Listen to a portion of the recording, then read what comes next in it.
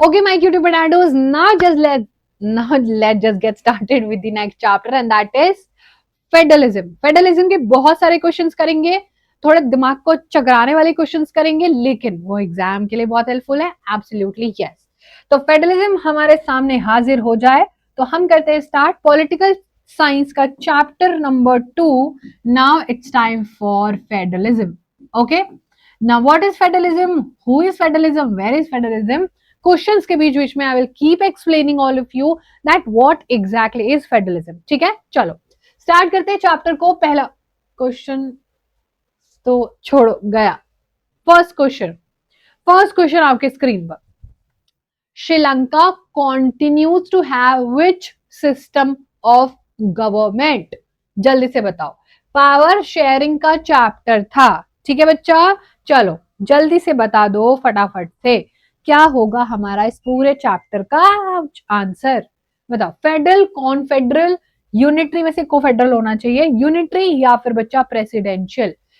श्रीलंका एकदम निहायती एकदम घटिया तो नहीं बोलेंगे, बट इसके लीडर्स कुछ ऐसे थे जो बिल्कुल भी पावर शेयरिंग रेडी नहीं थे करने के लिए। Now it's time that we quickly revise the first chapter, power sharing. ठीक है, ध्यान से देखो स्क्रीन पर। पावर शेयरिंग कौन सा चैप्टर है हमारा? चैप्टर नंबर 1 है ना। पावर शेयरिंग जो हमारा फर्स्ट चैप्टर है, उसमें हमें दो ही चीजें बात याद रखनी है कि मैम दो लोगों के एग्जाम्पल हैं, दो केस स्टडी हैं, और वो हमारे एग्जाम में भी हमसे पूछी जाती हैं। दो देशों का नाम इज बेल्जियम एंड श्रीलंका। दोनों में क्या प्रॉब्लम थी? We have done that thoroughly. बहुत अच्छे से हमने दोनों के प्रॉब्लम्स को पढ़ लिया है। बेल्जियम ने बोला, वाह we are such a good country, हम लोगों के डिफरेंसेस को एक्सेप्ट करेंगे। क्या करेंगे? डिफरेंसेस को बच्चा एक्सेप्ट करेंगे। हम लोग जो भी हमारी रीजनल डाइवर्सिटी है उसको क्या करेंगे? एक्सेप्ट करेंगे। सिंपल सी बात है। लेकिन हम अपने कॉन्स्टिट्यूशन को भी अमेंड करेंगे, 4 बार अमेंड करेंगे, ताकि लोगों के लिए सारी चीजें बेटर बना सके। हम लोग 3 टाइप ऑफ गवर्नमेंट भी रखने को, 3 टाइप ऑफ गवर्नमेंट रखने को भी रेडी है। तो मैम बेल्जियम तो बड़ा अच्छा देश है, यस, और इसीलिए बेल्जियम को काफी ज्यादा इंपॉर्टेंट देश भी कहा जाता है। बेल्जियम की कैपिटल ब्रुसेल्स। लेकिन श्रीलंका निहायत ही ढीठ सिन्हाला लैंग्वेज बोलते थे 74% लोग। 74% लोग जो सिन्हाला लैंग्वेज बोलते थे उसको बना दिया ऑफिशियल लैंग्वेज और नेशनल लैंग्वेज भी। ठीक है, ऑफिशियल लैंग्वेज और नेशनल लैंग्वेज बना लिया सिन्हाला को। सारे जो भी एग्जाम होने थे, सब कुछ जो भी डॉक्यूमेंटेशन होना था, वो किस में हो रहा था बच्चा? वो सिन्हाला लैंग्वेज में हो रहा था। बाकी दूसरे लैंग्वेज बोलने वाले लोग हो गए हर्ट, और उन्होंने बदले में कर दिया सिविल वॉर जैसी सिचुएशन को जन्म। और सिविल वॉर चलता है 2009 तक, और आपस में होती है मारामारी, पूरा ढिशुम ढिशुम, पूरी लड़ाइयां। तो हमें इन दो एग्जाम्पल से क्या सीखने को मिलता है कि आज भी श्रीलंका ने सिंगल पावर ही रखी, पावर को डिस्ट्रीब्यूट ही नहीं करा। इसीलिए श्रीलंका क्या है? यूनिटरी फॉर्म ऑफ गवर्नमेंट है। आया समझ में? फेडरल फॉर्म नहीं है, प्रेसिडेंशियल भी नहीं है। अपने पास सारी पावर एक ही टाइप के गवर्नमेंट के पास रख ली। आया समझ में? बताओ, बहुत सिंपल सी क्वेश्चन था, आप लोगों ने बिल्कुल सही किया। अब बताओ जल्दी से, फेडरलिज्म क्या होता है? देख लो, सुन लो। Distribution of power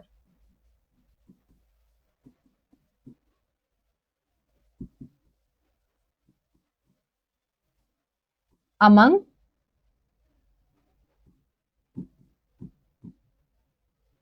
different constituents of a, या दा भी लिख सकते ऑफ द कंट्री। ठीक है, यही होता है जब पावर को डिस्ट्रीब्यूट किया जाए। एक ही इंसान के हाथ में पावर देने का ही नहीं है ना, क्योंकि रोबोस्फेयर जैसा हो जाएगा, और कोई भी एक इंसान के हाथ में सारी पावर दे देंगे तो वो गलत फायदा उठाता है अपनी पावर्स का। बताओ, ड्यूअल ऑब्जेक्टिव क्या हो सकता है? सेंट्रलाइजेशन, हायरार्की है, unity and accommodation of diversity, sovereignty and monarchy, democracy या नोटोक्रेसी, ये तो नहीं ना डेमोक्रेसी के साथ कुछ भी लिख दो तो वो भी अच्छा हो जाएगा। हटाओ आंसर को, अब बताओ जल्दी से। फाफड़ा जलेबी वालों जल्दी से आंसर बताओ, फाफड़ा जलेबी वालों आंसर बताओ। सिंपल सा आंसर है बच्चा, हायरार्की भी नहीं होगा, डिसेंट्रलाइजेशन होता है ना कि सेंट्रलाइजेशन। आंसर होगा unity and accommodation of diversity. यही तो किया Belgium, is the best example for this. Belgium ने क्या किया, बेल्जियम ने अपने लोगों की यूनिटी को समझा, अपने लोगों के डिफरेंसेस को समझा। मैं अपनी क्लास में आके बोलने लग जाऊं कि कुछ बच्चों को राजमा चावल पसंद है, कुछ को मैगी पसंद है, कुछ को पास्ता पसंद है, दैट डज नॉट मीन कि मैं सबको अलग अलग डिस्ट्रीब्यूट कर दूं। मैं बोलूंगी ये तो 4 चॉइसेस है ना, at the end of the day तो हम ह्यूमन बीइंग है, राइट? जो लैंग्वेज बोलते हैं हम खाते उससे डिसाइड थोड़ी होते हैं कुछ, तो इसलिए हम लोग एक साथ रह सकते हैं, ठीक है? That is the dual objective of federalism. अच्छा, यूनिटरी सिस्टम में क्या होता है बताओ जल्दी से। यूनिटरी सिस्टम में क्या होता है? Central government can not order state, central government जो टॉप होती है वो कैन नॉट ऑर्डर स्टेट। सब units are subordinate to central government, power is constitutionally divided, या फिर जुडिशियली रिजॉल्व। अब इसका यूनिटरी से कुछ लेना देना है बताओ तो चलो आंसर क्या लगता है? Cash on delivery, cash on delivery लग रहा है, बी लग रहा है आयुष, धनुष, रिद्धि, कुशाल। वेरी नाइस बच्चा, वेरी नाइस, ठीक है। सब units are subordinate to central government. अब इसमें एक ही इंसान के हाथ में पावर है, यूनिटी हो या ना हो कुछ नहीं हमें पता। अगर यूनिटरी सिस्टम है तो सब, चाहे यूनिट हो सब यूनिट्स हो, सब कुछ किसके हाथ में है? Central government is more powerful, as simple as that, as simple as that बच्चा, ठीक है। चलो next question, which among the following is an example of coming together federation? India, Belgium, Switzerland, Spain. बताओ। अब इसमें से आपको एक ही चीज याद रखनी है, वो है एसबीआई। लेकिन एसबीआई के भी 2 ऑप्शन है, चलो बताओ। एसबीआई के भी 2 ऑप्शन है। Who is going to tell me the correct answer? अब कमिंग टुगेदर और होल्डिंग टुगेदर क्या होता है, ठीक है? एक होता है हमारे पास कमिंग टुगेदर टाइप का फेडरेशन, और एक होता है होल्डिंग टुगेदर, ठीक है। These are 2 type of, these are 2 type of, आपका क्या होता है बच्चा? 2 टाइप के फेडरेशन होता है, ठीक है। अब कमिंग टुगेदर में क्या होता है? जब एक बड़ी यूनिट में सारे लोग आ जाते हैं अंदर के तरफ। लेकिन होल्डिंग टुगेदर में होता है जब सारे लोग बाहर से चिपके हुए हैं, ठीक है। हम लोगों ने यहाँ पर सारी चीजें देखी, हमसे पूछा है कमिंग टुगेदर का एग्जाम्पल कौन सा है, तो इसमें से आप ऑड वन आउट करो, इंडिया, बेल्जियम और स्पेन को निकाल दो। क्योंकि ये एसबीआई जो है ना, एसबीआई, एसबीआई कैसे? अरे इंडिया का आई, बेल्जियम का बी और स्पेन, ठीक है। ये क्या है? एसबीआई। ये तीनों लोग बच्चा किसके एग्जाम्पल हैं? होल्डिंग टुगेदर के। होल्डिंग टुगेदर के एग्जाम्पल है एसबीआई, शॉर्ट फॉर्म में याद करने के लिए। लेकिन स्विट्जरलैंड है कमिंग टुगेदर का एग्जाम्पल। आंसर हो जाएगा बच्चा स्विट्जरलैंड, हो जाएगा। चलो नेक्स्ट क्वेश्चन, नेक्स्ट क्वेश्चन आपकी स्क्रीन पर बढ़िया से। अब बताओ जल्दी से, होल्डिंग टुगेदर फेडरेशन है कौन? क्या अभी हमने पढ़ा एसबीआई? बताओ, एसबीआई का कुछ एस से दिख रहा है, बी से दिख रहा है, आई से दिख रहा है? एसबीआई में पैसा क्या करते हैं हम लोग? होल्ड करके रखते हैं, ऐसे भी तो याद करो ना इसको। होल्ड कहां पर किया? एसबीआई में। अब बताओ आंसर क्या होगा? सी, सिंपल है ना? सुशील, मयंक, कुशाल, आयुष, आरिश, स्वाति, सत्यम, ज्योति। वेरी नाइस बच्चा, ठीक है, वेरी नाइस, है ना? The answer is obviously India. कर लोगे अब आप लोग बाकी सब कुछ। अब आपने एक ही तो याद करना है, एसबीआई एक बार 3 ही देशों का एग्जाम्पल है, S for Spain, B for Belgium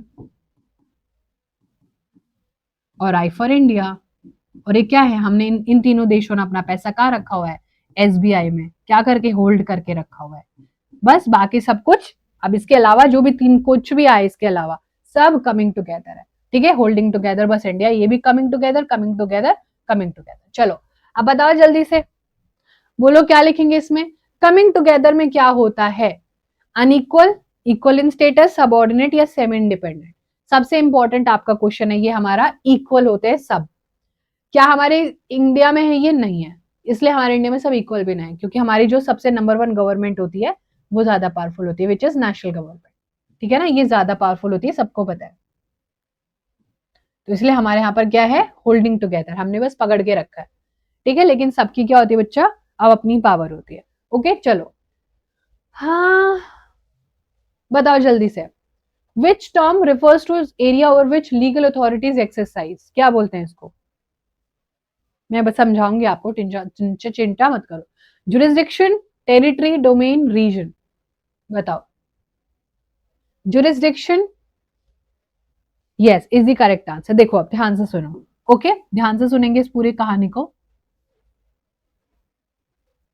जैसे आप इधर रह रहे हो, ठीक है, और इधर एक पुलिस स्टेशन है, और आप कोई लोग इधर रह रहे हैं, उधर भी एक पुलिस स्टेशन है। Now isn't it very simple to understand कि अगर यहां पर दो लोगों का झगड़ा होगा तो किसके एरिया में जुरिस्डिक्शन आएगा उसका? इस एरिया में आएगा ना, यहाँ पे तो नहीं जाएंगे केस लड़ने। तो जुरिस्डिक्शन का क्या मतलब होता है बच्चा, कि उस जगह पर लीगल अथॉरिटी किसकी है।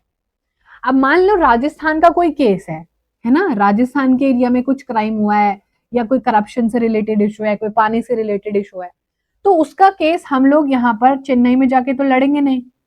Isn't it very simple. अब मैम इसको एक पॉलिटिकल लैंग्वेज में क्या बोला जाता है, जुरिस्डिक्शन, कि किसके हाथ में जुडिशरी का वो पूरा रोल प्ले आएगा, किसके लीगल कानून वहां पर चलेंगे। ऑब्वियसली राजस्थान के लिए हमने जज बिठाए हुए हैं ना, हाई कोर्ट वगैरह बनाए हुए हैं सारे, तो वाई वुड तमिलनाडु या केरला की गवर्नमेंट उसके बारे में सोचेगी? आ रहा है समझ में? So that is very important. तो किसका जुरिस्डिक्शन किसके पास है, वो क्या होता है, वही होता है एरिया रिप्रेजेंटेटिव। इस एरिया में ये पुलिस स्टेशन आता है। अगर इस एरिया में क्राइम करोगे तो फिर अब दिल्ली तो नहीं जाओगे, दिल्ली में रहोगे तो दिल्ली में, बैंगलोर में करोगे तो बैंगलोर में, सिंपल सी लॉजिक है। चलो तो आंसर हो जाएगा बच्चा जुरिस्डिक्शन। नेक्स्ट क्वेश्चन, अगर ये तुमने गलत करा तो इतना पिटाई लगेगा कि बहुत ज्यादा। बताओ जल्दी से आंसर, है ज्योति जल्दी से आंसर बताओ बच्चा। Please subscribe to the channel if you are new here. India is a dash type of federation.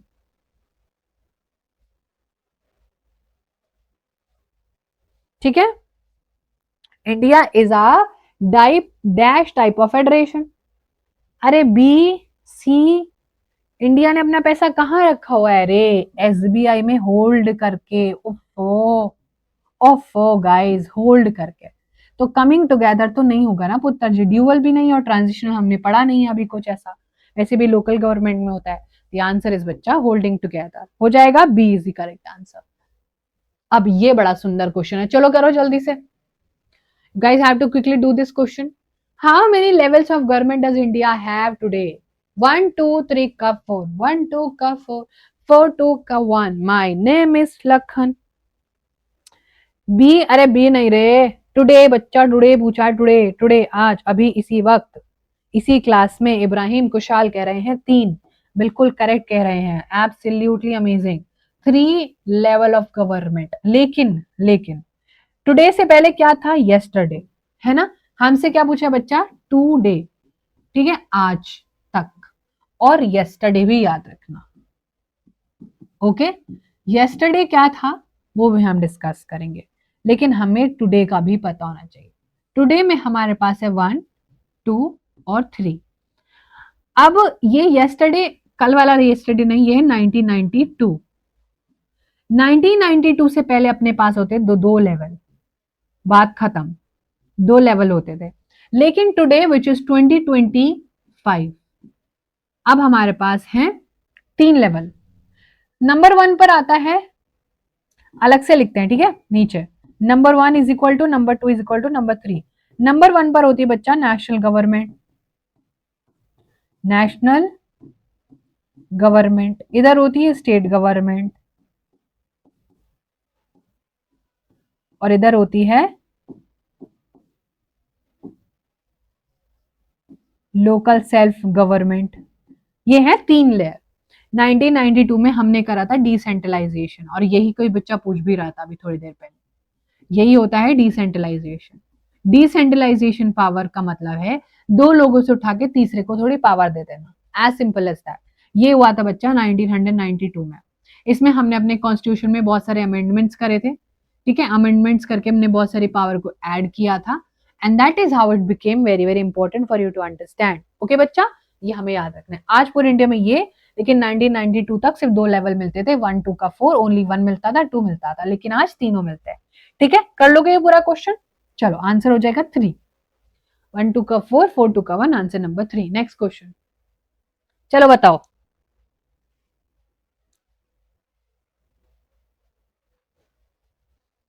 What is this? This is distribution of power. ठीक है, चलो बताओ। Each level of government governs the same citizen but with in each level of government governs the same situation but shared limits on jurisdiction, administrative control of the center, economic domain। अपनी अपनी किसके under बच्चा? अपनी अपनी jurisdiction के under, एक ही government control का, एक ही तरीके की सारी चीजें हैं, लेकिन सबका जुरिस्डिक्शन अलग अलग है। ठीक है ना? ओके जी, चलो नाइस क्वेश्चन। आंसर अगला अगला अगला question, which ensures that existence and authority of each government tier is constitutionally guaranteed।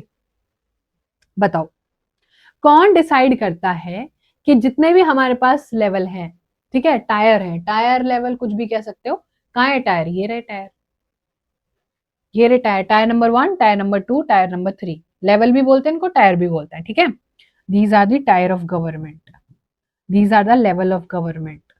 Okay, अब बताओ, जो भी ईच, कहाँ गया क्वेश्चन, जो भी हमारे पास है वो कौन बताता है? पार्लियामेंट बताता है, जुडिशरी बताता है, कॉन्स्टिट्यूशन बताता है, या फिर इलेक्शन कमीशन बताता है? बताओ बच्चा आंसर।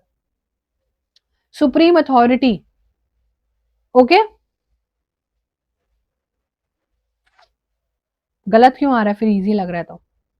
कहां लिखा है ये सब कुछ? किसने कॉन्स्टिट्यूशनली गारंटी किया? आंसर तुम्हारे सामने है भाई, एक बुक में लिखा हुआ है, और उस बुक को हम क्या बोलते हैं? रूल बुक में लिखा हुआ है ना?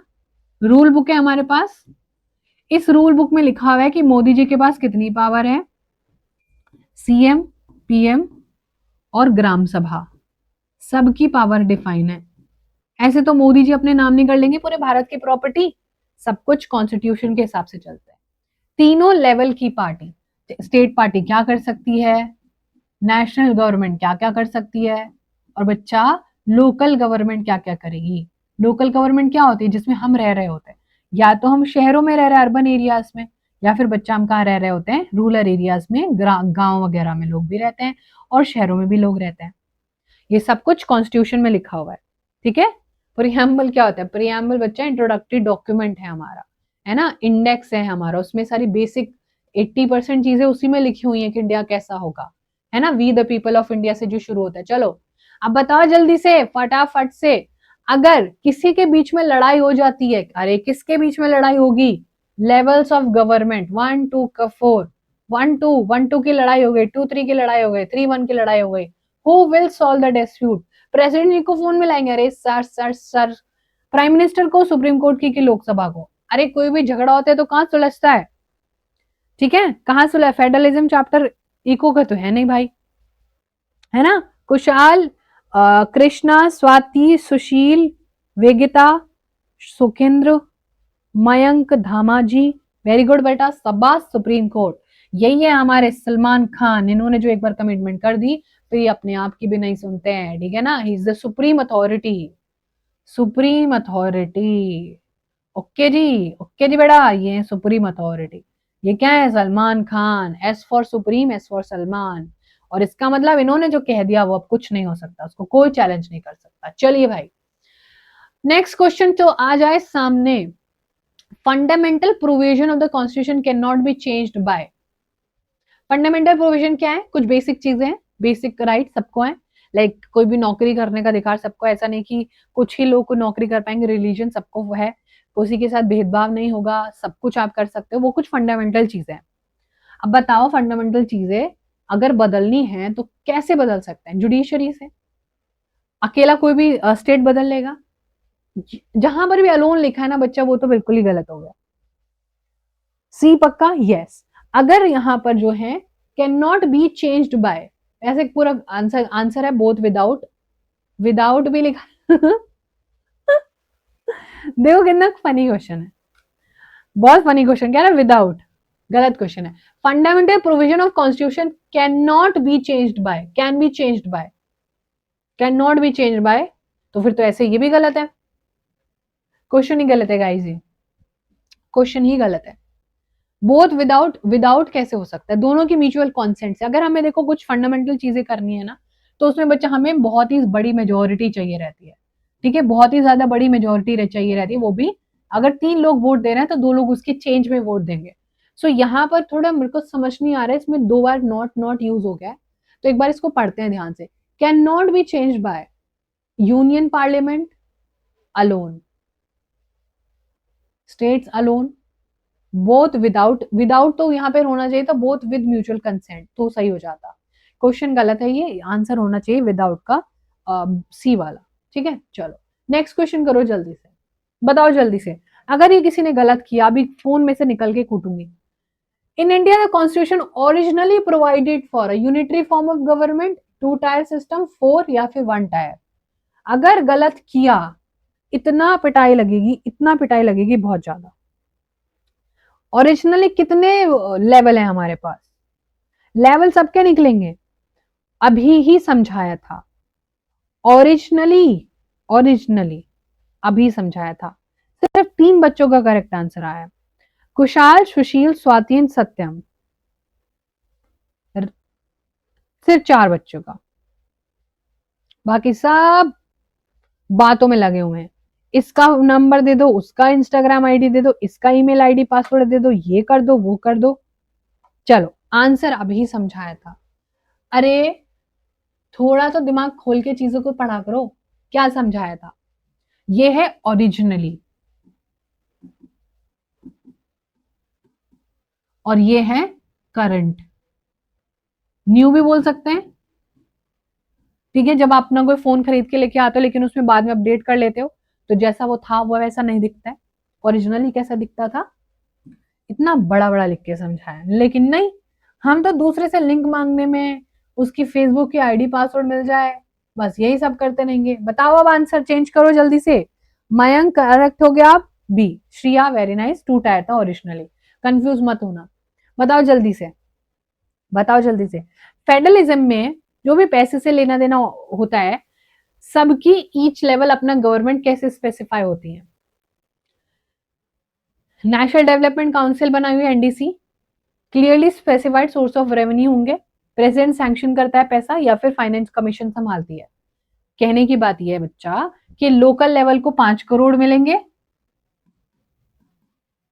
स्टेट गवर्नमेंट को 15 करोड़ मिलेंगे और नेशनल गवर्नमेंट को 1500 करोड़ मिलेंगे। ये कहां लिखा हुआ है, और अपना पैसा कौन कहां से लेके आएगा, ये कहां लिखा हुआ है, बताओ, बस सिंपल सी बात है। बी है, करेक्ट है, बी ही है answer, clearly specified sources of revenue. और कहां लिखा हुआ है, डियर कॉन्स्टिट्यूशन में, कॉन्स्टिट्यूशन में लिस्ट है हमारे पास, ठीक है, लिस्ट है, और उन लिस्ट में बच्चा सब्जेक्ट होते हैं, ओके। जैसे कि आपसे बोला जाएगा कि जितना भी एग्रीकल्चर से रिलेटेड पैसा है वो सब स्टेट के पास ही रहेगा, नेशनल गवर्नमेंट उसको नहीं लेके आएगी, है ना। चलो चलो चलो चलो, बताओ जल्दी से, बहुत सुंदर है, लिस्ट की बात हो रही थी, लिस्ट का ही क्वेश्चन आ गया। अब हमारे पास है 4 लिस्ट और चारों के नाम लिखे हुए हैं बच्चा स्क्रीन पर। आपसे पूछा है which list includes defence, foreign affairs and banking. अब मैम हमें कैसे पता चलेगा कौन सी लिस्ट को। Ayush that chapter is very coming very very soon बच्चा, now listen to me very carefully, ध्यान से सुन लो एक बार पूरे चैप्टर को। देखो स्टेट लिस्ट को गवर्न करती है सिर्फ स्टेट की गवर्नमेंट, ठीक है, जो भी स्टेट की गवर्नमेंट उस टाइप होगी। For example let's take Haryana, ठीक है। अब जो भी हरियाणा की गवर्नमेंट होगी वही तो सारी चीजें डिसाइड करेगी, सही बात है। तो अपने डिसीजन जब स्टेट खुद लेती है तो वो हमारा होता है स्टेट लिस्ट में, लेकिन यहाँ पर होती है इंटायर इंडिया, तो हम इसको क्या बोल सकते हैं, national level, yes, national government. और ये पूरे इंडिया के लिए होती है, और जो भी इसके डिस्कशन होते हैं वो पूरे इंडिया के लिए डिसीजंस लेती है, ओके। फिर आ जाती है हमारे पास कॉन्करेंट। कॉन्करेंट एक ऐसी लिस्ट है जिसमें दोनों की कुछ ऐसे इश्यूज होते हैं जो दोनों के सोच के लेने पड़ते हैं। जैसे कि सीबीएसई हो गया, सीबीएसई बोर्ड से आप लोग पढ़ रहे हो, सीबीएसई तो हर जगह है, तो जो भी सीबीएसई में चेंजेस होंगे ना वो स्टेट को भी बुला के पूछने पड़ेंगे, क्योंकि आप कौन सी स्टेट से हो आपको पता है, लेकिन वहां पर भी सेंट्रल का बोर्ड का सेकेंडरी एग्जामिनेशन का बोर्ड है, पूरे इंडिया में सीबीएसई है और स्टेट में भी है, तो दोनों लोगों से पूछनी पड़ती है चीजें। और फिर आ जाती है बच्चा रेसिडरी। रेसिडरी मतलब एक लेटेस्ट लिस्ट है और इसमें लेटेस्ट सब्जेक्ट्स होते हैं, लेटेस्ट सब्जेक्ट जो नहीं थे जब कॉन्स्टिट्यूशन बन रहा था, जैसे कि इंटरनेट पर होने वाले साइबर क्राइम और सॉफ्टवेयर इन्फॉइसेस, ये सब नहीं होते थे पहले, है ना, बड़ी बड़ी कंपनियां, Facebook and all of that, YouTube, ये सब कुछ इसमें जो भी है।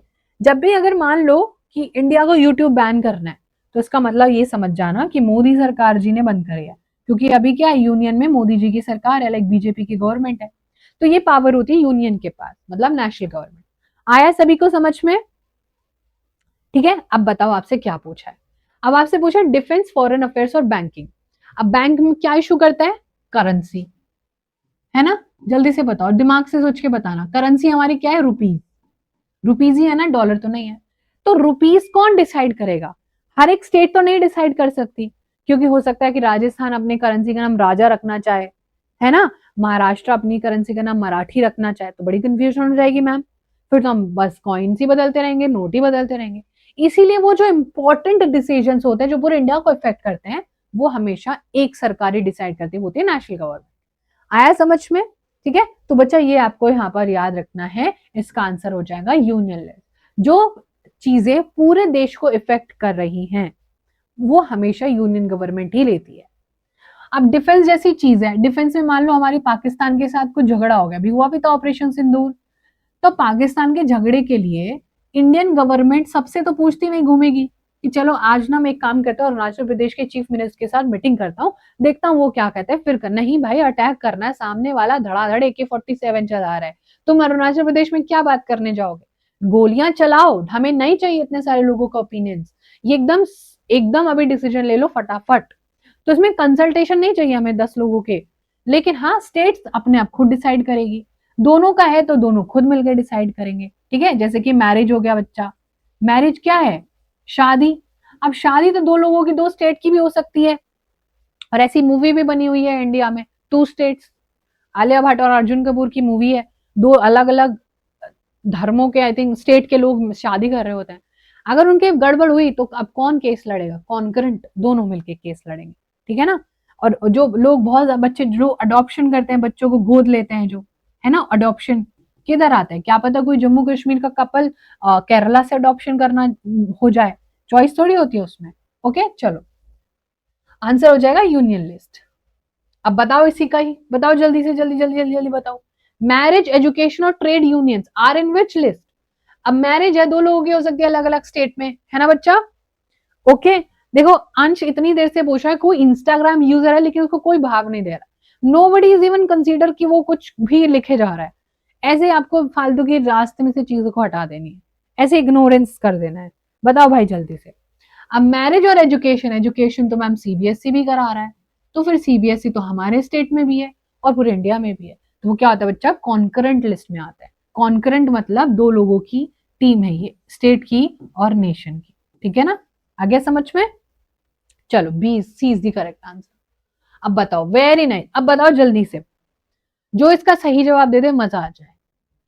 सब्जेक्ट जो किसी भी तीन लिस्ट में नहीं आते, और हमेशा याद रखना हमारा कॉन्स्टिट्यूशन कब बना था? 26 नवंबर 1949 को बन गया था, लेकिन हमें चाहिए था एक बहुत बढ़िया सा दिन, तो हमने 26 जनवरी को रखा था, 1950 में हमारे कॉन्स्टिट्यूशन इनेक्ट कर दिया था। ठीक है, दोनों डेट्स ही याद रखें, बन के रेडी हो गया था, लेकिन हमने इस टाइप को, इसको तारीख को इसको रिपब्लिक डे भी मनाते हैं हम लोग, इस दिन हमने इसको लागू कर दिया था। लेकिन जब ये कॉन्स्टिट्यूशन बना था तो तीन ही लिस्ट थी, यूनियन, स्टेट और कॉन्करेंट, एक नहीं थी। क्यों बाद में ऐड आई मैम? कुछ ऐसे सब्जेक्ट आते गए, दुनिया चेंज हो रही थी, समय चेंज हो रहा था, नई नई चीजें आ रही थी, है ना। बताओ जल्दी से। अब मुझे ये बताओ कि जितना भी ये सारी चीजें हैं, फॉर एग्जाम्पल ब्लिंकिट हो गया, है ना, जोमैटो हो गया, और क्या है भाई, स्विगी हो गया, जेप्टो हो गया, और बताऊं, amazon हो गया, और बताओ फ्लिपकार्ट हो गया, ये कुछ वेबसाइट्स मतलब ई कॉमर्स की ऐप है, पहले होती थी ये नहीं होती थी ना, है ना। अभी डोमिनोज कहाँ से आगे बीच में, ये ई कॉमर्स है बच्चा, ये नहीं होते थे पहले, लेकिन अभी तो होते हैं मैम। ये क्या है, तो लेटेस्ट एडिशन है। अब ये भी तो कुछ गड़बड़ कर सकते हैं, ब्लिंकिट आपका पैसा खा जाए या अमेजोन आपका पैसा खा के बैठ जाए, आपका ऑर्डर ना डिलीवर करे, तो मैम हमारा केस कहाँ चलेगा। समझ रहे हो आप ये सारी, हम कौन से कंज्यूमर कोर्ट जाएंगे, क्या होगा। तो वो होता है बच्चा यूनियन के पास। अभी तो समझाया था, तो आंसर हो जाएगा रेसिडरी का पता है मतलब क्या होता है, रेस्ट ऑफ दी पावर या फिर रेस्ट ऑफ दी सब्जेक्ट। जो किसी के पास नहीं है वो कहां मिलेंगे, रेसिडरी में, रेस्ट ऑफ द सब्जेक्ट, है ना। चलो नेक्स्ट क्वेश्चन करो जल्दी से। Any change in power sharing between centre and state requires approval bye. Amazing question. कोई भी हमें क्या करना है, पावर शेयरिंग में चेंज करना है, ठीक है। पावर में कोई भी चेंज करना है, इसको उसको ज्यादा देनी है, इसका डिस्ट्रीब्यूशन करना है, तो क्या सिर्फ सीधा लोकसभा में, राज्यसभा में दोनों हाउसेस को हाफ ऑफ स्टेट लेजिस्लेचर भी बुलाने पड़ेंगे, या प्रेसिडेंट अकेले। लेजिस्लेचर क्या होते हैं, जो स्टेट में होते हैं।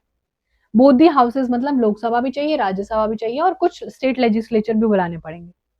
बताओ जल्दी से, सी को लॉक कर दे मैम, क्योंकि वो बड़ा सा लग रहा है, सबसे पूछना पड़ेगा बच्चा। पावर शेयरिंग में कुछ भी चेंज करने के लिए कॉन्स्टिट्यूशन में हमें सबसे पूछना पड़ता है ना। क्योंकि मैम ऐसे तो फिर मोदी जी सब कुछ अपने नाम कर लेंगे प्रॉपर्टी, है ना। जैसे हिटलर ने कर लिया था, याद है हिटलर ने क्या किया था, डिक्टेटरशिप लगा दिया था, माचिस से कॉन्स्टिट्यूशन में आग लगा दी थी कि लो जला दिया तुम्हारा कॉन्स्टिट्यूशन। ओके चलो, ऐसा नहीं कर सकते हमारे यहाँ पर। सुप्रीम कोर्ट क्या इंश्योर करता है, बताओ बताओ बताओ बताओ भाई, सुप्रीम कोर्ट का क्या काम है। कोई बात नहीं अंश बेटा, तुम्हें मिली किसी की इंस्टाग्राम आईडी, कोई बात नहीं, मेरी सर्च कर लेना, ठीक है। चलो जल्दी से बताओ। सुप्रीम कोर्ट का काम होता है implementation of political programs like rally, division of financial resources, interpretation of constitution, और अपॉइंटमेंट ऑफ गवर्नर। अब देख ध्यान से सुनना, ठीक है। मैंने आपको यहां पर बिठाया है जुडिशरी में, और जुडिशरी में आप क्या बने हो, जज, ठीक है। और आपके सामने रखी हुई है एक रूल बुक, ठीक है। इस रूल बुक में आपको, आपकी पूरी नजरें इस रूल बुक पर टिकी हुई हैं। एक जुर्मी क्या बोलते हैं, जुर्म जो करता है, क्या बोलते हैं उसको, जुर्म करता है जो, कातिल नहीं, कातिल नहीं बोलते, क्या बोलते हैं, क्या बोलते हैं, जल्दी से मुझे बताना एक बार। जो कोई जुर्म करता है क्या बोल देंगे उसको, किसी ने अगर कोई जुर्म जुर्म किया है, अरे जल्दी बोलो यार, क्रिमिनल। हाँ, कोई क्रिमिनल आता है। अब जज के सामने क्रिमिनल आया,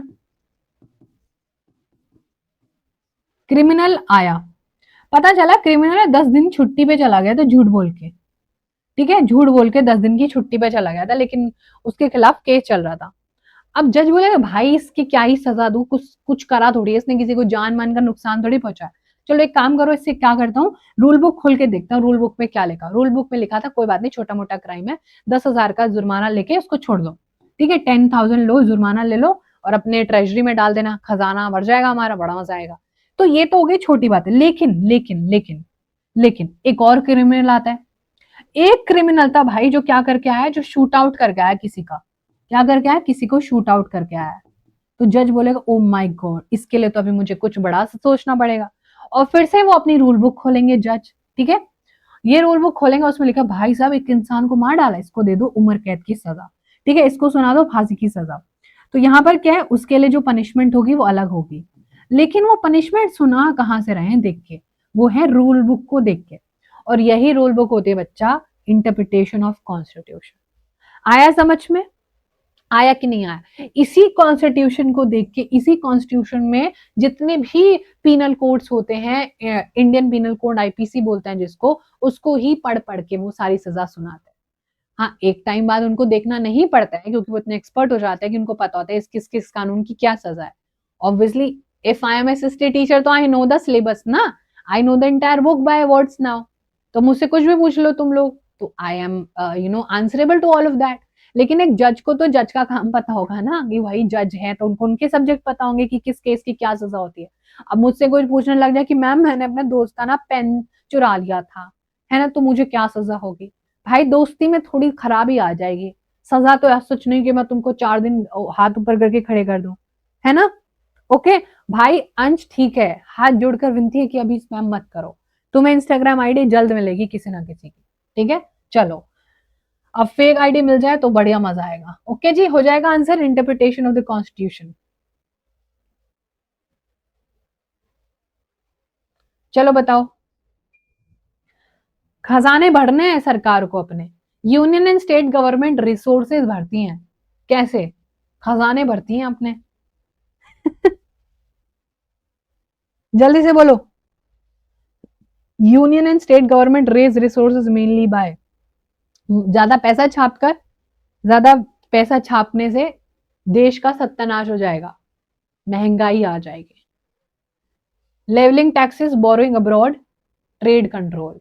चलो भाई आंसर बोलो, आंसर बोलो ना।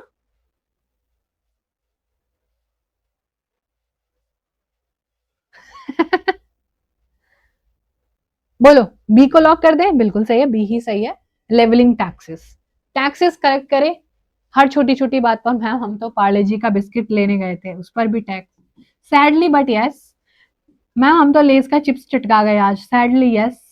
मैम हम है तो आज ना वो डेयरी मिल्क का चॉकलेट चटका दिया मैंने, अरे हाँ उसमें भी टैक्स दिया तुमने। अरे मैम वो मैंने ना घर खरीदा है, वो मैंने ना कार खरीदी है, हर चीज पर बच्चा टैक्स लेती है गवर्नमेंट। थोड़े दिनों में आपकी सांस लेने पर भी टैक्स लेने लगेगी। ठीक है, the constitution of India describe India as a, बताओ भाई कॉन्स्टिट्यूशन में क्या बोलती है? Federation, confederation, union of state या रिपब्लिक ऑफ यूनियन? कहीं पर भी ऑलवेज रिमेंबर, फेडरलिज्म चैप्टर हम भले ही पढ़ते हैं, हमारे कॉन्स्टिट्यूशन में फेडरलिज्म वर्ड है ही नहीं, ढूंढने लग जाओगे तो मिलेगा नहीं। सबसे पहली बात याद रखना, federalism is not mentioned in the constitution, this word is not mentioned as such. Ma'am आप जीत चुके हो 7 करोड़, तुम्हारे मुंह में घी शक्कर। Ma'am I am a new student in your batch. Hello Tina, चलो बच्चा स्वागत है आपका। पहले आंसर बोलो। Federation, confederation, union of state, आपको भी पता है हम लोग क्या है, यूनियन ऑफ स्टेट है। मतलब यूनियन क्या होते हैं, टीम, और स्टेट है हमारे पास, और ये पूरी स्टेट मिला के हम लोग क्या बोलते हैं, इधर उधर सब कुछ काउंट करके हम लोग यूनियन है स्टेट्स का। हमारे बहुत सारे स्टेट है, हम टीम बना के रहते हैं, और इंडिया को यूनियन ऑफ स्टेट्स कहा जाता है। We the people of India. Answer के लिए आगे बढ़ते हैं। India adopted federalism primarily to, इतने हलवे क्वेश्चंस लग रहे हैं ना आपको, कि आपकी तैयारी अच्छी है। These are not halwa question, हर कोई नहीं कर पाता इनको। बताओ, इंडिया में फेडरलिज्म आया ताकि कंट्रोल कर सके स्टेट को, ताकि डाइवर्सिटी को अकोमोडेट कर सके, ताकि सेंट्रल पावर स्ट्रांग हो जाए, या फिर लोकल बॉडी को तो घमासान तरीके से खत्म ही करते हैं। ऑप्शंस भी देख रहे हो, हंसी आ रही है मुझे देखकर। ठीक है, जल्दी से बोलो आंसर क्या होगा।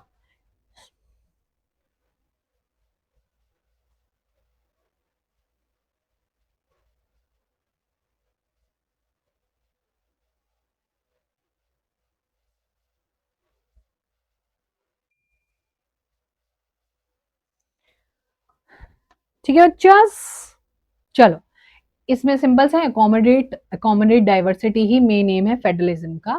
फेडरलिज्म चाहता है कि सब लोग खुशी खुशी रहें, कोई दुखी ना रहे, सबके पास इक्वल पावर हो।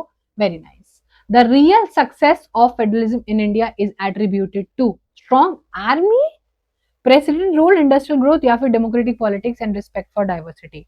चटका देंगे 1 सेकंड में आंसर को, बिल्कुल एकदम चटका देंगे, फेंक के मारेंगे। सिंपल सी बात है, डेमोक्रेटिक पॉलिटिक्स हो, मतलब एक डेमोक्रेसी से सारी चीजें हो, सही लेवल पर सारा डिस्ट्रीब्यूशन हो, और सब अपनी अलग अलग डाइवर्सिटी, डिफरेंसेस को एक्सेप्ट करें, मूव ऑन करें। और इसमें सबसे इंपॉर्टेंट है लैंग्वेज का रोल। लैंग्वेज जो है बच्चा, वो हमारी कितनी है, 22 लैंग्वेजेस गिवन है शेड्यूल 8 में। ठीक है, शेड्यूल 8 में हम लोगों को क्या मिलती है, लैंग्वेज मिलती है, वो कि हमारे लिए बहुत जरूरी है। ओके जी, चलो। क्रिएशन ऑफ लिंग्विस्टिक स्टेट्स कब आया? हमने भाषा के आधार पर सबसे पहले आंध्र प्रदेश को बनाया था, क्योंकि हमें समझ नहीं आ रहा था कैसे बनाए, है ना। तो सरदार वल्लभ भाई पटेल, जिनको आयरन मैन ऑफ इंडिया कहते हैं, उन्होंने काफी ज्यादा हमारा हेल्प किया था। तो सरदार वल्लभ भाई पटेल ने आंध्र प्रदेश को सबसे पहले कब बनाया? 47, 53, 60, 1990? बोलो भाई answer. 50, 47 is too much close, ये काफी लेट हो गया। बताओ जल्दी से आंसर क्या होगा बच्चा। हमारा आंसर है आंध्र प्रदेश, 1953, बिल्कुल करेक्ट। 1953 आंध्र प्रदेश को पहला लिंग्विस्टिक लैंग्वेज के बेस पर हम लोगों ने बनाया। लैंग्वेज के बेस पर हमने महाराष्ट्र बनाया हुआ है, गुजरात गुजराती, महाराष्ट्र मराठी, ठीक है, इस तरीके से हमने बना हुआ है, ठीक है, कर्नाटका केरला, सब कुछ बच्चा लैंग्वेज के बेसिस पर। नेक्स्ट क्वेश्चन करो जल्दी से, इनमें से कौन सा लैंग्वेज के बेसिस पर नहीं बनाया, आपके अभी अभी मैंने यही बोला।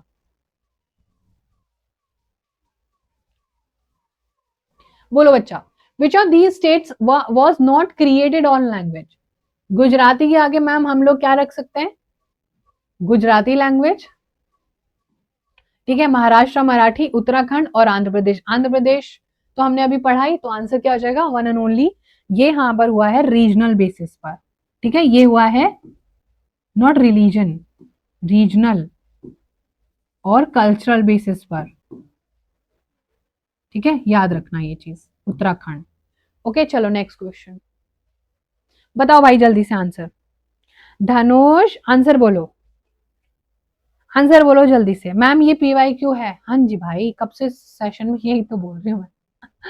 Formation of linguistic state made the country weaker, oops, more United and better administered, divided, economically backward.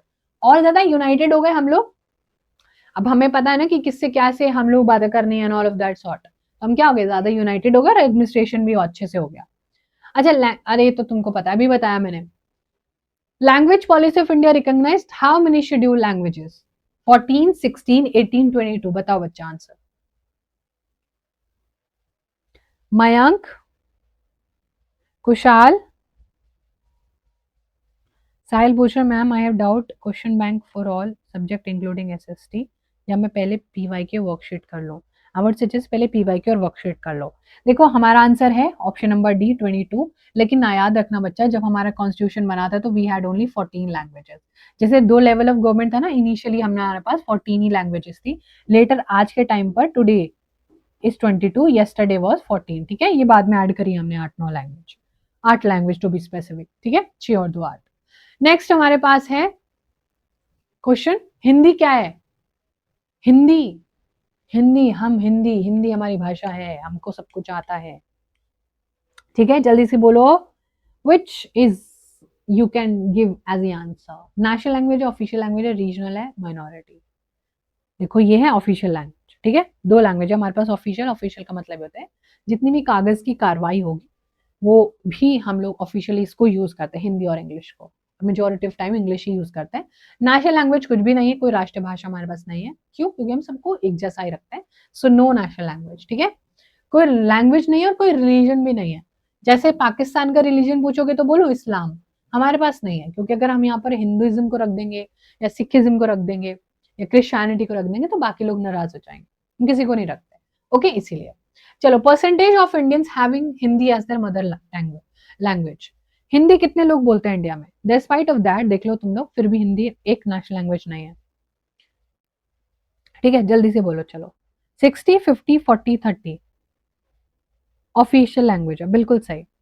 The right answer is बच्चा 40%, 40% लोग हिंदी बोलते हैं, 40% लोग हिंदी बोलते हैं, और ये भी हमारे शेड्यूल लैंग्वेज 22 लैंग्वेज में से एक लैंग्वेज है, ठीक है, चलो नेक्स्ट अब वी हैव अनदर क्वेश्चन। अच्छा, इंग्लिश ऑफिशियल पर्पस के तक यूज होनी थी, लेकिन जब कॉन्स्टिट्यूशन बना था 2 लोगों की लड़ाई हो गई थी, कांग्रेस और कुछ साउथ इंडिया के लोग थे जिनको हिंदी समझ नहीं आते थे, तो तब जब है डिसाइड हुआ था कि चलो इंग्लिश को भी थोड़े टाइम के लिए रख लेते हैं, तो एक टाइम डिसाइड हुआ था इतने साल के लिए रखेंगे, मतलब 15 साल के लिए, उसके बाद हटा देंगे।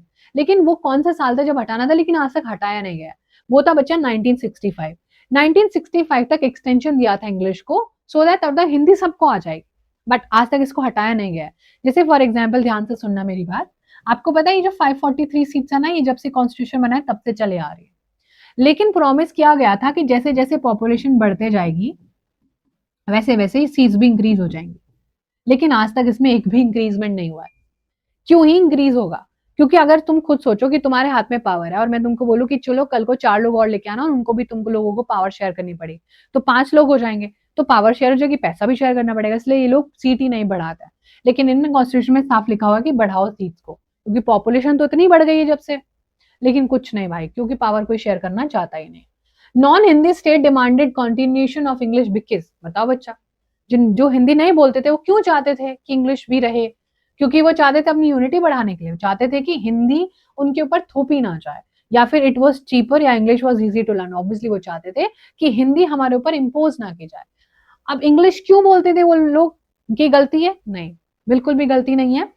सबसे पहले ब्रिटिशर्स आए थे इधर ही, आपको पता है ना, पोर्टुगीज आए थे सबसे पहले 1498 में, कहां पर, कैलिकट में, और तब से लेके आज तक इंडिया इस वाले पोर्शन में इंग्लिश लैंग्वेज बहुत अच्छी बोली जाती है।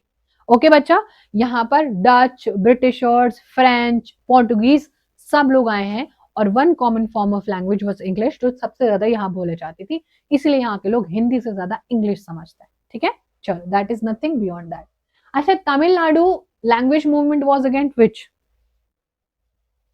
ठीक है, कनिष्का बच्चा, today we are doing only 2 chapters, sadly but true.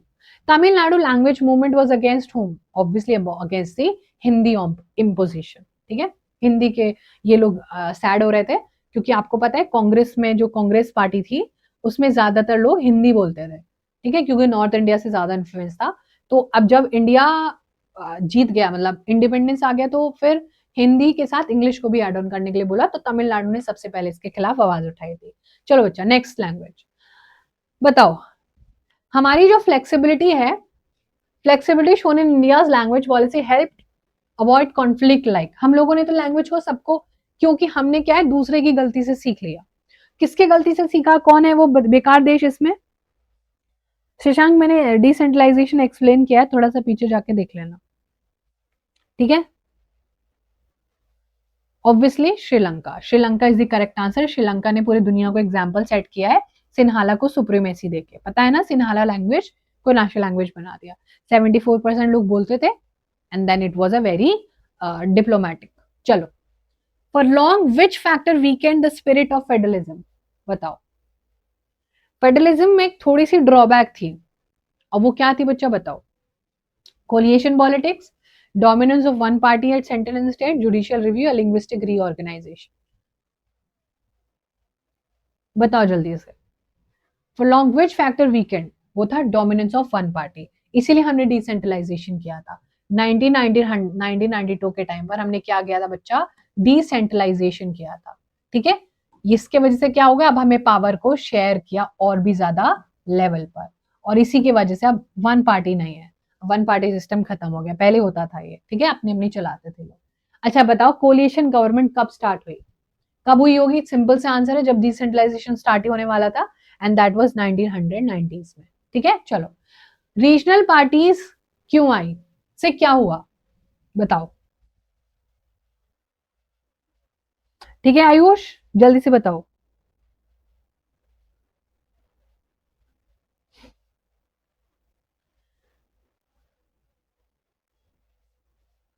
अरे साहिल, बताया तो बच्चा, पहले कर लो वर्कशीट और पीवाईक्यूज, उसके बाद कोई भी उठा लेना क्वेश्चन बैंक। पीवाईक्यू से इंपॉर्टेंट कुछ है ही नहीं, क्वेश्चन बैंक में क्या है, पीवाईक्यूज ही है। पैसा बहुत है तो लगा दो फिर आग, है ना। बताओ, राइज ऑफ रिलीजन, अरे रीजनल पार्टीज की वजह से फेडरलिज्म और स्ट्रांग हो गया।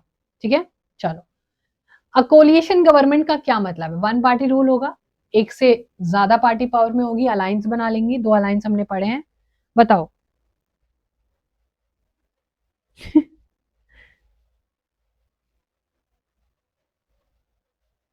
5 क्वेश्चन और बचे हैं बस इसके बाद। ऑब्वियसली अलायंस है भाई, अलायंस है, अलायंस बनना है ना, कोलिएशन गठबंधन बनाती है, अभी पढ़ाया था पूरा का पूरा। चलो, constitutionally both union and state derive power from, simple सी बात है, किसके पास रूल बुक कहाँ है, पार्लियामेंट के पास है, या फिर कॉन्स्टिट्यूशन इटसेल्फ, प्राइम मिनिस्टर और दी सुप्रीम कोर्ट। सिंपल सी बात है बच्चा, कॉन्स्टिट्यूशन, कॉन्स्टिट्यूशन को देख के सब कुछ चल रहा है, ये रूल बुक है, ये रूल बुक में सब लिखा है, सब इसी के तरफ देख लें। पार्लियामेंट भी इसी के तरफ देख रहा है कि पार्लियामेंट कहाँ होगा, दिल्ली में होगा, कहाँ होगा। ठीक है, प्राइम मिनिस्टर की पावर भी इधर ही रखी है कि प्राइम मिनिस्टर क्या क्या कर सकते हैं, और इवन सुप्रीम कोर्ट क्या क्या कर सकता है, वो भी रूल बुक। और रूल बुक मतलब कॉन्स्टिट्यूशन, जैसे आपके स्कूल में कुछ रूल्स रेगुलेशंस हैं, ऐसा थोड़ी कि कभी मन करा ब्लू ड्रेस पहन के चले गए, कभी मन करा पिंक ड्रेस पहन के चले गए। स्कूल का यूनिफॉर्म है, उसी के तरीके से जीना पड़ेगा। ओके चलो, अरे अरे अरे चलो, ये तो तुम्हें मिली गया आंसर। इंडिया का फेडरलिज्म डेमोक्रेटिक पॉलिटिक्स को बहुत ज्यादा स्ट्रेंथन करता है, ठीक है, सबको पता है। चलो ये वाला क्वेश्चन करो, थर्ड लास्ट क्वेश्चन है, 2 और बचे हैं इसके बाद। विच provision prevents parliament from changing federal arrangement easily? क्योंकि जुडिशियल बहुत ज्यादा एक्टिव है, क्योंकि मैम ऑब्वियसली कुछ चेंज करने के लिए सब लोगों की टीम बनानी पड़ती है और सब लोग टीम बनाएंगे, लेकिन अलग अलग डायरेक्शन में वोट देता है तो कुछ बन नहीं होता है। प्रेसिडेंट का कंसेंट या फिर 42nd अमेंडमेंट सबको पता है, स्पेशल मेजोरिटी और स्टेट का रेटिफिकेशन चाहिए रहता है। और फेडरलिज्म को मतलब अगर तुम्हारे पास 4 जो है चिप्स के पैकेट है और कोई तुमसे छीनना चाहता है तो तुम दोगे आसानी से? नहीं दोगे, राइट? नहीं दोगे ना, बिल्कुल सही बात है। बस तो यहाँ पर क्या है, स्पेशली मेजोरिटी चाहिए होती है और कोई भी अपने हाथ से अपने अगर तुम्हारे अकाउंट में 4 करोड़ रुपए और कोई बोले कि मैं तुम्हारा 1 करोड़ रुपए ले लेता तो तुम नहीं दोगे। नहीं दोगे तो फिर कुछ चेंज नहीं हो पाएगा, समझ रहे? दे दोगे तो फिर तुम्हारा दिल बड़ा है। सेकंड लास्ट क्वेश्चन है, creation of state election commission किसका पार्ट था? बताओ, डिसेंट्रलाइजेशन से रिलेटेड। अब आप खुद बता दो, बताओ भैया जल्दी से। 1992 कॉन्स्टिट्यूशनल अमेंडमेंट, 1950 से रीऑर्गेनाइजेशन एक्ट, ये लैंग्वेज वाला है, ठीक है। यहाँ पर थोड़ी सी हमारा एक 42nd अमेंडमेंट हुआ था, that is called as mini constitution. यहाँ पर हमने बहुत सारी चीजें ऐड करी थी, लेकिन बताओ अब, नन ऑफ दी अबव है नहीं आंसर। अब बताओ जल्दी से, आंसर एक ही बचता है। स्टेट इलेक्शन कमीशन बच्चा एक ही लोगों के इलेक्शन करवाता है और वो करवाता है लोकल गवर्नमेंट के। ऑलवेज रिमेंबर, ये हमारा 1992 में ही ऐड हुआ था, which is the ruler, panchayat and the municipalities. कर लोगे? पंचायत एंड द म्युनिसिपैलिटीज, ठीक है बच्चा, कर लोगे 1992। लास्ट क्वेश्चन करो जल्दी से, लास्ट क्वेश्चन, बहुत सुंदर क्वेश्चन, इजी है, मक्खन मलाई, कोई दिक्कत परेशान नहीं। स्टेट इसके सामने लिखा है, कंफ्यूज मत होना। जब हमारा कॉन्स्टिट्यूशन बना था 1950 में, हमने अप्लाई किया था तो हमारे पास सिर्फ ईसी होता था और ईसी ही 2 लेवल के स्टेट और नेशनल गवर्नमेंट के इलेक्शन को चेक करता था, ठीक है बच्चा। आज क्या है, आज तो मैम 2025 चल रहा है और फिर बीचों बीच हमने एक चीज करी थी यार 1992 में, और वो करी थी डिसेंट्रलाइजेशन, फेडरलिज्म को और स्ट्रॉन्ग बनाया था। तो जब ये करा तो फिर एसईसी बनाना पड़ा था। एसईसी क्या होता है, सामने ही लिखा हुआ है, एसईसी। बताओ, अब कर लोगे आंसर? ल्यूसेंट तो भाई अलग चीज हो गई, वो तो कॉम्पिटिटिव एग्जाम्स में यूज होती है, ठीक है अंश। चलो आंसर हो जाएगा बच्चा, panchayat and the municipal elections. Panchayat कहाँ होते हैं? रूरल एरियाज में, और म्युनिसिपल इलेक्शंस कहाँ होते हैं? अर्बन एरियाज में। हो जाएंगी ये सारी चीजें। चलो इतना ही हमें आज के सेशन में चीजों को कवर करना था। बताओ जल्दी से, कोई दिक्कत, कोई परेशानी? मजा आया होगा सेशन में? अगर मजा आया तो मुझे कमेंट्स में जरूर बता के जाना कि आपको सेशन कैसा लगा, आपने कितनी सारी चीजें आज नई नई सीखी, कितनी सारी चीजें आपने नई नई पढ़ी, मुझे सब कुछ बता के जरूर जाना कमेंट सेक्शन में, एंड फिर हम उसके बारे में डिस्कशन करेंगे, ठीक है बच्चा। चलो अब मिलते हैं हमारे नेक्स्ट सेशन में। आज के सेशन में हमें ये सारी चीजें कवर करनी थी और बहुत अच्छे से डिटेल में हमने सारी चीजों को कवर भी किया। ओके, चलो।